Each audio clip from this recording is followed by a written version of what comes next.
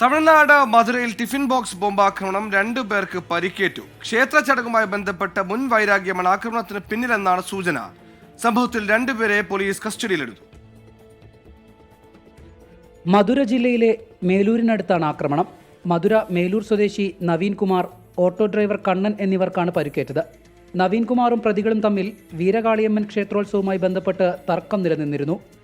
കാറിലിരുന്ന നവീൻ കുമാറിന് നേരെ പ്രതികളായ വില്യത്തേവൻ, അശോക്, കാർത്തി എന്നിവർ ടിഫിൻ ബോക്സ് ബോംബ് എറിയുകയായിരുന്നു.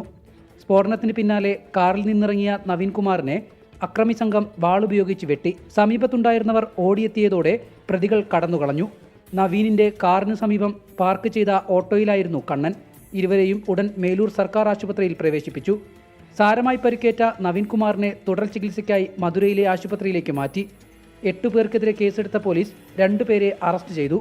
മറ്റ് പ്രതികൾക്കായി പ്രത്യേക സംഘത്തിന്റെ അന്വേഷണം തുടരുകയാണ്. 24 ചെന്നൈ.